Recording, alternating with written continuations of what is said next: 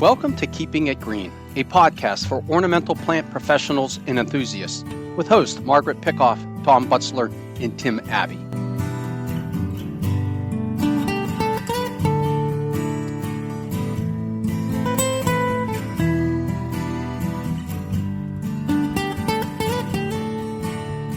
Hello, and welcome to Keeping It Green, a podcast from Penn State Extension for ornamental plant professionals and enthusiasts. I'm one of your hosts, Margaret Pickoff.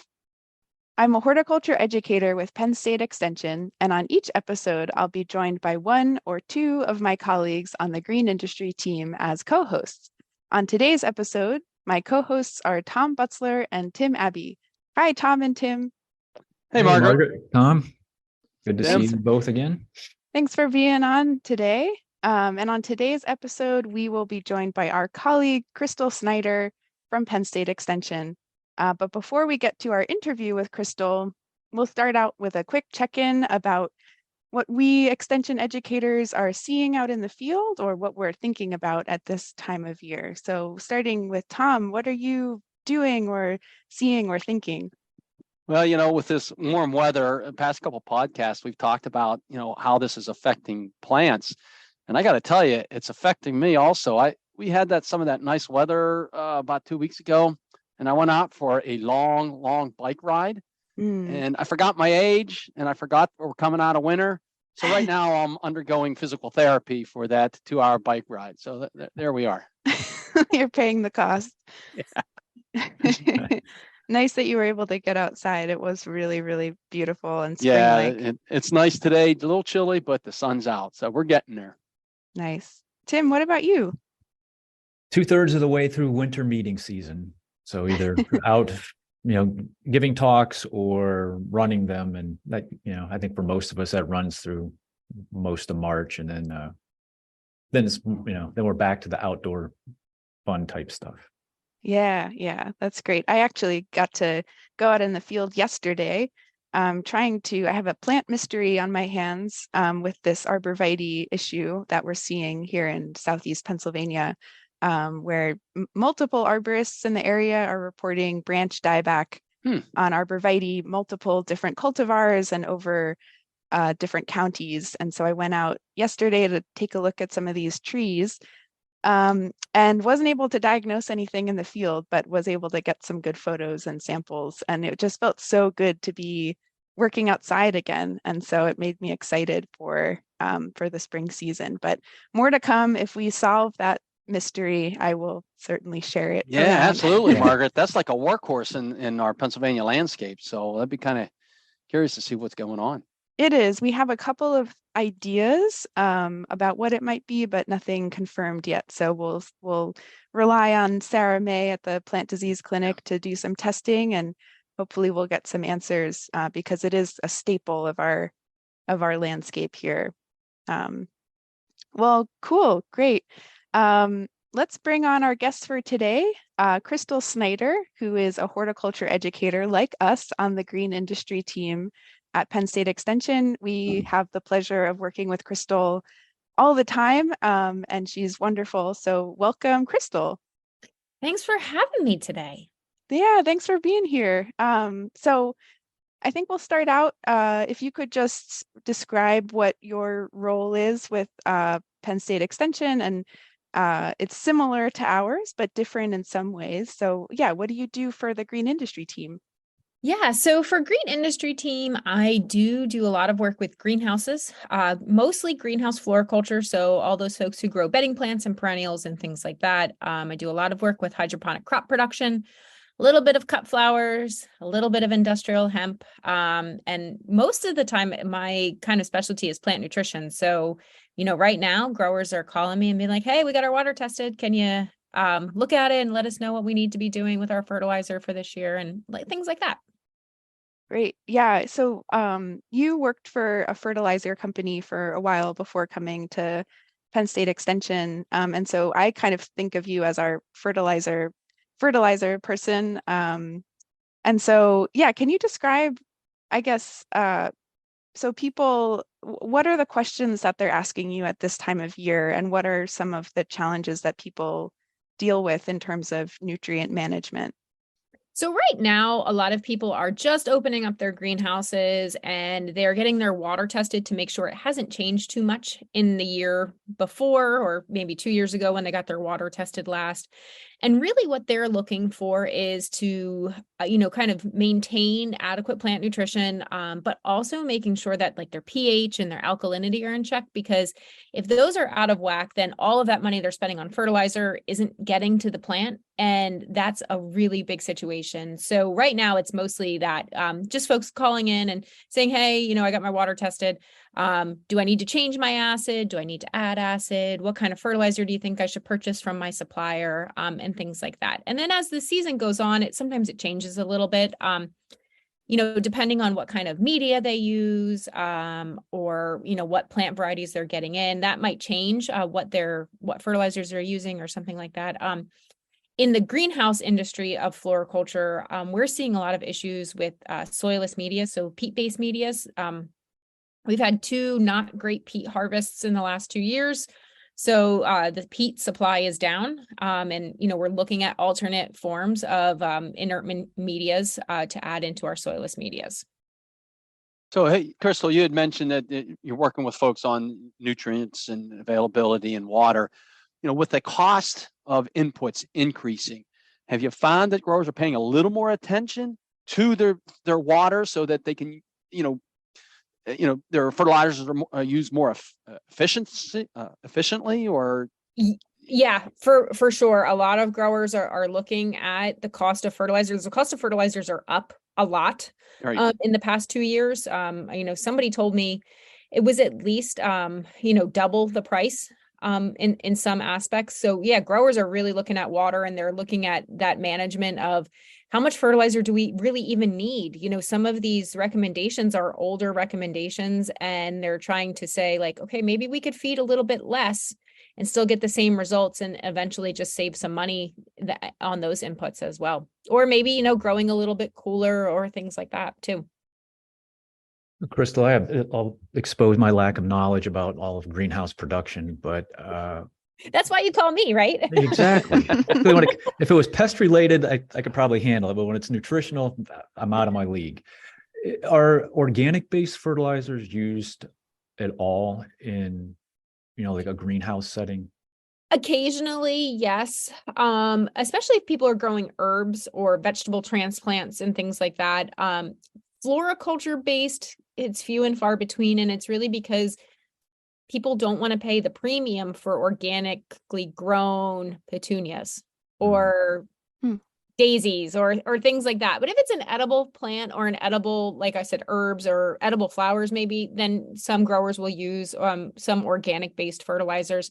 There are some folks who will kind of use them because they're easier to work with, like some of the liquid organics, but it just depends. Yeah, I didn't know with like the cost of like petroleum based fertilizer still on a rise, if they were starting to become a little bit more equitable in cost. Not that I've seen, and really the reason for that is a lot of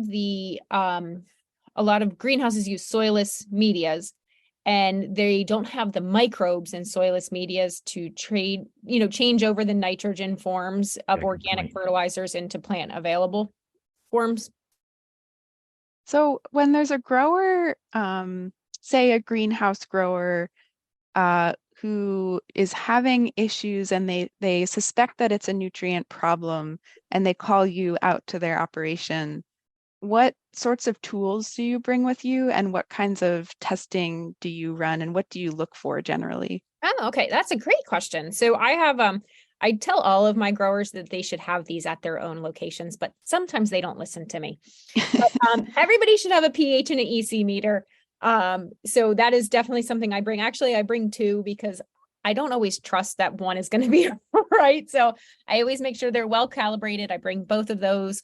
I actually bring my light meter a lot of times too, just to make sure that they're getting good light penetration through their greenhouse structures and things like that. Maybe it's just an environmental issue.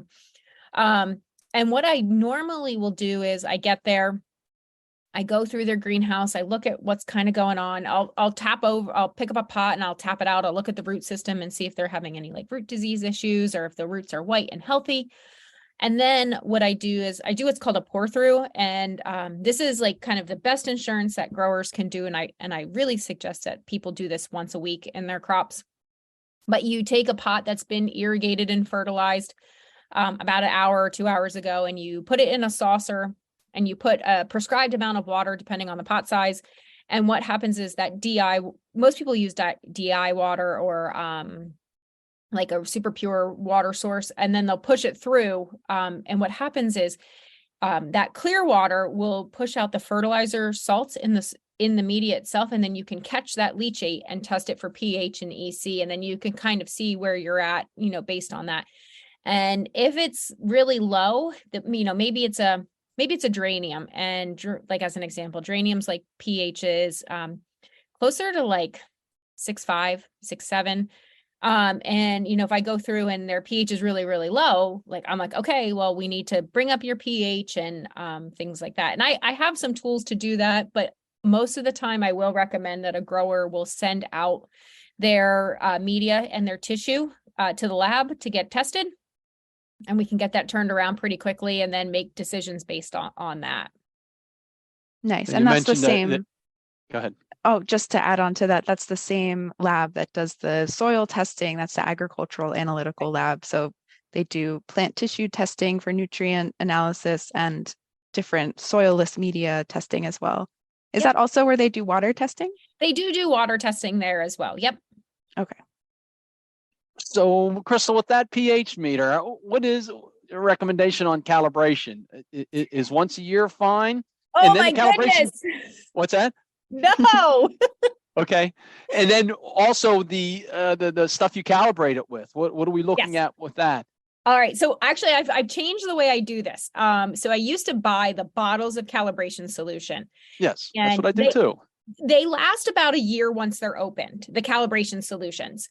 But I have found that they also, like I have not a plug for Hannah, but I have a Hannah meter.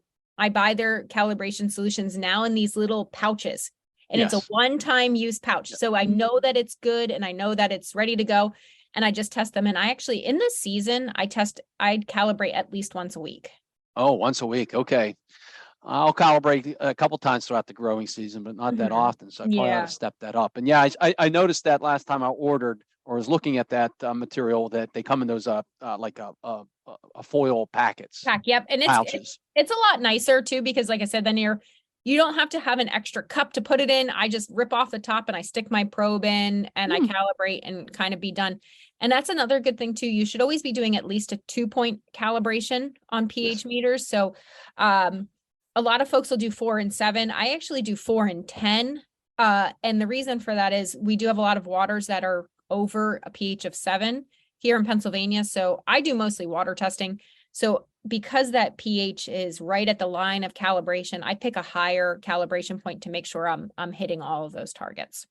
Yeah. So you mentioned the higher pH there.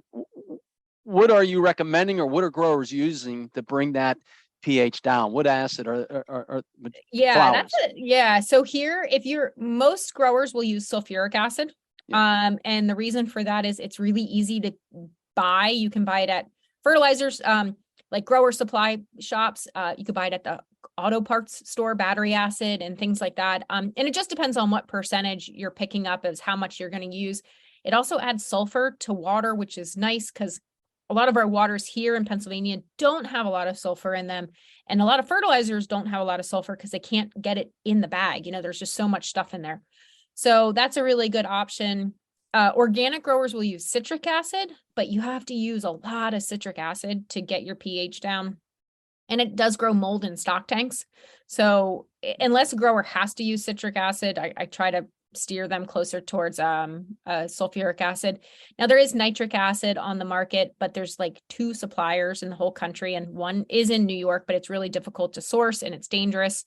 And then phosphoric acid is always available too, but that causes plant stretch. So I try not to recommend to use that too much. So I would say here in Pennsylvania, I think it's something like 80% of waters are considered high alkalinity water. So over, 200 part per million of alkalinity. So I would say most growers here in Pennsylvania if they're not acidifying, they should be acidifying. Even nursery growers, growers who are doing overhead irrigation and things like that too. I'm going to switch it up here a little bit from nutritional topic to what are some trends that you see right now in floriculture, the greenhouse industry, and that can be both in ways of marketing or like plants that are becoming more popular. Yeah. So, I mean, houseplant boom is still big. Some of my greenhouse growers have told me they have not sold this many houseplants since like 1975. Everybody wants to be a plant mom or a plant dad. So that's pretty interesting. Do you think some of that was COVID driven? Like I think a lot of that was COVID driven. I think it was starting before, and then with people being home, they're like, "Oh, we need some plants in our house." And you can still go on vacation and not have to worry about it, right? They'll still be there when you come home. Yeah, right. So that's a big trend. I do see a lot of, so I'll own it. I'm a millennial. My friends are millennials. We don't really like to do a lot of yard work, like the maintenance of yard work. Like I hate to deadhead plants. I hate it. So I don't ever grow geraniums because I hate to deadhead geraniums. Actually, I tell this funny story. I taught Lucy, my daughter, how to deadhead geraniums when she was 3 because I happened to bring some home and I was like, somebody needs to take care of this. So I do see, and I've seen that trend too with breeders not moving. Like I haven't seen as many geraniums coming into the flower trials as much. I don't see as many geraniums when I'm walking out into like grower, in neighborhoods and things like that. For years and years, the industry sold geraniums in a 4-inch pot. Hardly anybody sells geraniums in a 4-inch pot. And if they do, they're chucking them to the compost pile in the summertime. I see a lot of people doing, like more edible things. So more like patio planters of tomatoes and peppers or herbs and things like that. Dahlias are really big. And even just foliage plants, like there's so many great coleus and Rex begonias out there on the market now. And I think people are kind of trending towards those and that whole, let's make our backyard a sanctuary kind of thing. So. You mentioned the Penn State Flower Trial. Can you, for our listeners out there who may not be familiar with it, could you kind of give the history of that and your role? Yeah, I can. So the Penn State Flower Trials, we've been trialing plants since 1936. So we're coming up on our 90th anniversary here in a couple years. We're really excited about that. But what the Flower Trials is it's a location in Southeast Pennsylvania in Lancaster County, and we get nearly 1,000 entries of bedding plants every year, and we grow them in containers, and they come from all over the world, actually. Breeders from, the Czech Republic and Japan and California in the US and things like that send us their plants, and then those breeding companies want to see how they they trial, they perform here in the Mid-Atlantic. It's really hot and it's really humid in July and August in Lancaster County. So, people want to see how those things are going to do and if it's worth it to put it for sale here in the Mid-Atlantic, or maybe it'll perform better somewhere else. There's flower trials all over the country. So it's a really cool thing. We also do perennials. We do perennials on a 3-year cycle, so we can see them over winter and kind of see how things go like that way. And I've been involved in the flower trials for, I think, like 10 years now. Long before I came to Penn State, I started on the Floriculture Advisory Board, and I was helping them with fertilizer choices and things like that, and some soilless media additions, and it kind of morphed into me coming to Penn State. And now I help Sinclair, our trials director, make all the decisions based on, fertilizers, plant nutrition, things like that. We have interns who do that pour through method for us once a week, so we can make changes on the fly to our plants and make sure that they have what they need.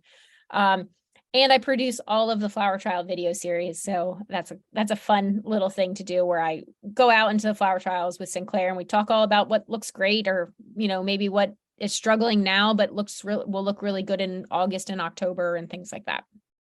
Correct me if I'm wrong. Isn't that one of the largest ones in the country? It is. And we actually have 2 satellite sites. So we do have a satellite site at North Park in Pittsburgh and at Hershey Gardens. And both of those are subsets, and they are in ground trials, whereas ours are in pots. So for anyone listening to this, for this upcoming summer, can they come out and view these trials? Yeah, they sure can. So we are open dawn to dusk, June 1st until I think September, like right around the end of September is usually when we shut down. And it's for free. They can come out for free and walk the trials themselves, or it's usually the third Thursday of July every year. So this year it's the 27th is Flower Trial Field Day. And that's a really great event. There's educational programs. You can get a guided tour of the flower trials. A lot of the breeder reps are there. A lot of the suppliers who supply those cuttings and young plants are there too. So it's a really good day. And a lot of that, I mean, the report that you guys come out with every year is available for free on the Penn State Extension website. I was wondering, so a big part of this is obviously evaluating these different plants and these different cultivars and varieties for different characteristics. And can you talk a little bit about the evaluation process and what you're looking for, and have any of the desirable characteristics changed over the years as customer preferences have changed? Yeah, so as far as I know, the ratings are the same as they've been for as long as kind of I've been around. We rate, Sinclair will go out and rate 4 times a year, and each one of those ratings rates each plant that we get in, and we are rating for overall growth, flower, foliage. There's the average, and I think there's one more that we'll judge for. And and it's not based on what we like, it's kind of what the industry standard is of how much flowering we should see, what the habit is. A lot of times we want to see a nice mounding habit of most plants, so we want to see that. Did they survive? I'll be honest, we kill plants sometimes. And it happens. And, so like if we kill the same plant twice, 2 times, 2 summers in a row, maybe we shouldn't sell that plant here in the Mid-Atlantic. So I do think that breeders though are, targeting different desirable traits though. So some breeders might be trying to target better smelling plants. So we've had some really great smelling petunias scented petunias and and some nemesias that are just like amazing smelling. You can smell them before you even get to the plant out in the trials. Or sometimes we're breeding for shortness and stature, so we can have a little bit more dwarf plant or a little bit bigger of a flower or a deeper blue or something like that. That's kind of where I see the trends going, but I don't know. And some of it is also because these plants are being shipped all over the place. So how many plants can a grower get on a rack to ship to a retail garden center or to a big box store that they sell to? You know what I mean? Because the amount of plants you can get on a rack equates to more money. So one of the things, trends I've noticed is just the interest in pollinators, whether it's honeybees or butterflies or just our native pollinators. So how does that fit at all in these trials, or is there breeding work or effort done to try to do that? Or yeah, that's a great question. I don't know if anybody's really breeding for pollinator attractiveness. And it's not something that we rate on, but it is. We don't evaluate it. We don't evaluate on it, but we do notice it. And if, we'll make a note in one of our video series or something like that like this was a great variety for pollinators. And things, and that's kind of where we have had some work done with the Pollinator Research Center. They've done some stuff down at our farm too, just evaluating some of those newer cultivars and, how the pollinators are, kind of moving towards those plants or not, and things like that. Yeah, that is a cool part about walking through the trials, are the things that, you notice. And I'm always looking for pollinator activity. I just find it exciting. And some of these plants are just covered in bees. And so it's easy to tell which ones they gravitate towards. But yeah. But that's interesting, Margaret. For I have a relative that had now this is a shrub, not a flower, but Clethra alnifolia next to the patio, and wanted it removed because of the pollinators. They just had, you're talking about being smothered with bees. That they didn't want anything to do with a flying insect near where they were sitting. And so it almost could be a detriment for some people when they're purchasing flowers, that if it attracting pollinators, they don't want it. We don't try to associate with those people. Well, it's a family member. I don't have a choice. Yeah. That to me is like, if you want to be able to burn, well, I don't know, with an entomology background, you want to see what comes into these flowering plants, and it could include, birds too. It's just, if you want something that doesn't attract some sort of wildlife, then you're planting with plastic plants and, knock yourself out. Krystal, I think one thing that you mentioned at a talk that I saw you give recently was that there was more interest in foliage plants within the trial. And so some like coleus, for example, and I helped out a little bit with the trial last year with the potting day.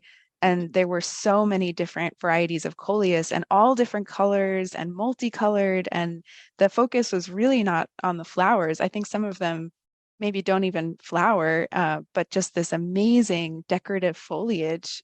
Is that kind of also sort of trending these days? Yeah, it is. And there is some awesome coleus out there, some with like ruffly leaves and just these different colors. And it's like almost every major breeding company is coming out with really great coleus, and some is in shade and some is in sun.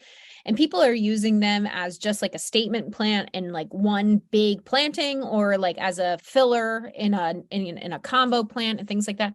Actually, this year we did an entire video of just foliage plants for the flower trials, because we had so many cool ones. We had cyperus, which is like a papyrus plant. We had 2 of those.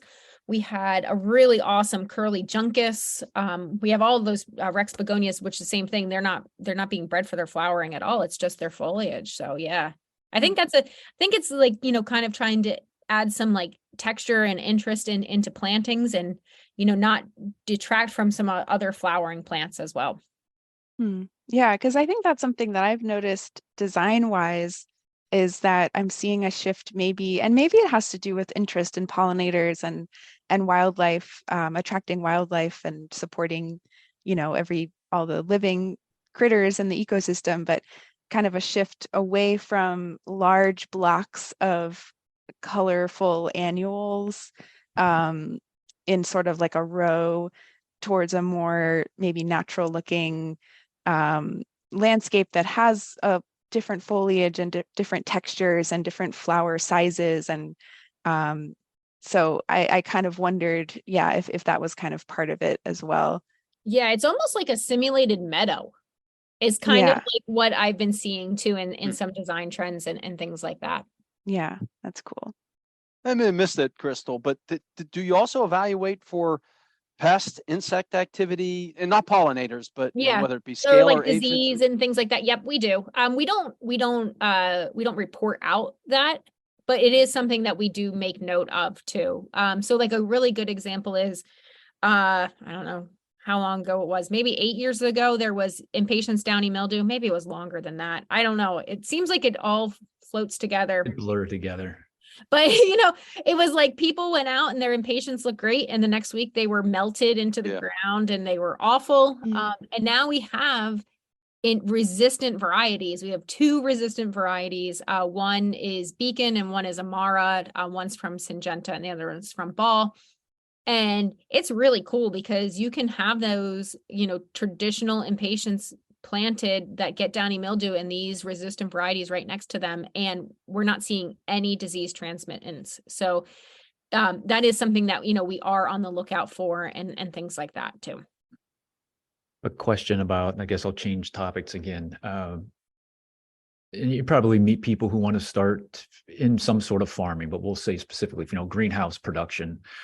So if there's anybody out there who you could advise, like, what are some of the key things that people need to, think about before they kind of try to dive into starting like a, small, like maybe retail, greenhouse range on their own?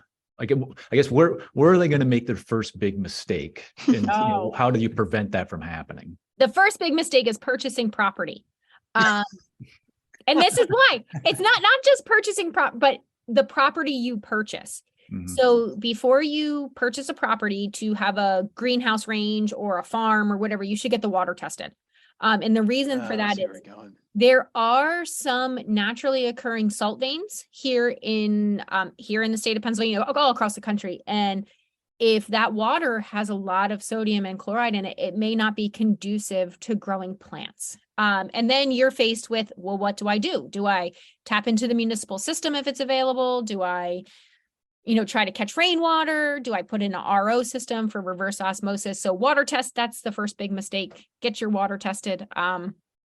That's my number one. The number two is you should really look at your market and what's going on around you. So, I've talked for years about opening like a small cut flower shop, plant shop kind of thing. Not that I have any time to do that in my life. And now I've realized even just in my small town, my town's not that small, but it's about 30,000 people. We have 4 florists and like 6 plant shops. And I'm like, okay, now the market's starting to get flooded and somebody's not going to make it. So like they're trying to think of like how do we work through this kind of thing. So those are my 2 big ones. And then the other thing is too with zoning. There's so much issues right now with the not in my backyard, and people don't want agriculture, next to them, even if it was a farm first. So those are a couple things that, I really recommend that people look at first. Yeah, I'm glad you mentioned all 3 of those. I mean, the one that usually comes to my mind when, in the areas I cover, I get more people interested in trying to start some sort of like, vegetable production, so it's always, well, do you have any horticulture background? Have you ever grown anything? And the other one is, where are you going to sell it? Yes. Yeah. Do you have a market for that? Well, right. Speaking of that, I'll change the subject real quick again, like Tim did earlier. How is the hemp doing there? I know you were involved in that for a while. Right. So where are we at Pennsylvania? So I got 2 hemp phone calls this year. 2. Not 2023, 2022. I got 2 phone calls for people growing hemp. I don't think really anybody new is starting. Well, let me back that up. There's kind of 3 types of hemp. Just for those folks who don't know about the hemp market, there's CBD type hemp, which is grown more like a horticultural crop, like a tomato or a pepper in the field. And then there's fiber and grain hemp, and those are grown more like agricultural commodities. The big issue is that there's no processing or not enough processing here in the state of Pennsylvania for any of those types of hemp. And CBD hemp is very expensive to plant. It's almost about 10 grand an acre. So the hemp market is kind of not done, but it's not growing right now. And, I think I didn't ask PDA how many licenses they, put out last year, but I know that it was about 50% of what they did the year before. So you mentioned last year you had 2 phone calls. What was it 2 or 3 years ago when it was in the bonanza? I couldn't keep up, to be honest. It was probably at least 3 or 4 a week. Yeah. Wow. So, and that's the hard thing. There's not a lot of information out there really yet for it. And we were all at the same point, all of us researchers from all over the country were like, oh yeah, we can grow hemp. Let's figure this out. Yeah. So you had mentioned there's a lack of processing infrastructure. Is there any movement on that? Like, is anyone thinking they're trying? How do we... Yeah, they're trying to. I think it's just so much money to try to figure it out and get there. I do know that PDA just was giving out some grants this year again for hemp and to try to, jumpstart it and things like that. But I will say the growers who are growing CBD hemp on a small scale, drying and processing it themselves and then selling it themselves, whether it's online or at farmers markets, they're the ones who are doing well. But the guys who are growing big on contract, a lot of them, they never failed to, some of them never even came and got their hemp. They was like sitting in people's barns for 2 years. That's interesting. Yeah, because it was all people were talking about just a couple of years ago. Yeah. So I guess there needs to be more thought put into the whole process of getting it from field to the shelves or field to fiber or whatever you're doing with it. Exactly. That's interesting. Yeah. Well, great. I mean, Krystal, you, I guess the other sort of area of expertise that you have that we haven't covered, because you have all of these different areas of expertise. We haven't really talked that much about soil. And so we've talked a little bit about nutrient management in soilless media for greenhouse growing.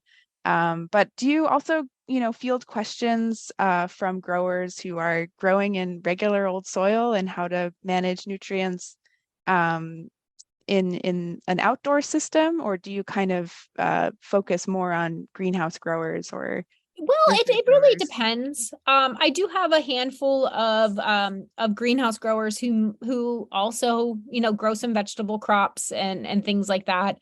And if I'm out there, they'll ask me or they'll send me their soil sample because they're like, oh, I'll just ask Krystal because she's gonna come over next week or whatever. I try to defer a lot of vegetable questions to the vegetable team. But my background is in fruit and vegetable production. Like that's what I went to college for. So it's hard to get away from it.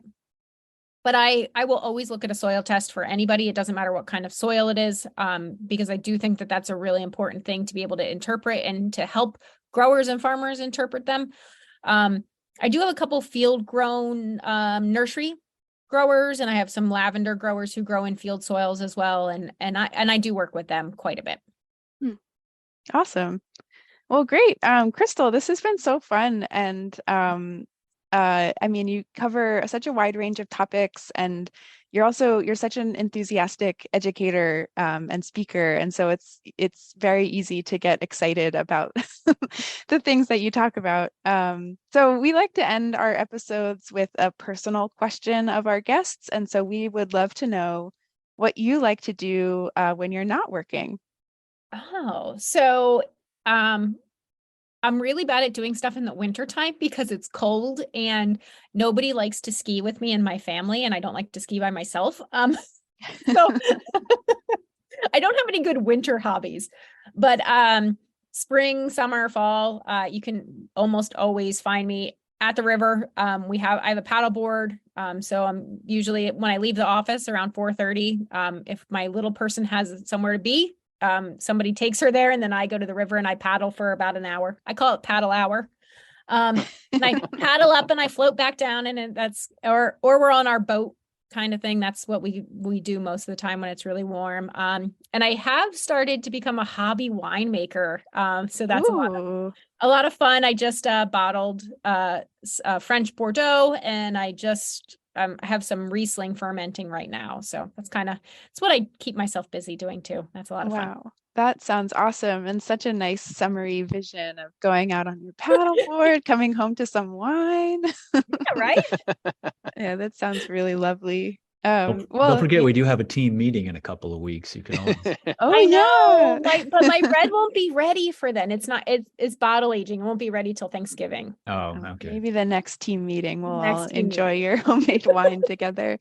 Great. Well, thank you so much, Krystal. This was really fun. This was fun. Thanks. Yes, thank you. All right. Take care. Yep.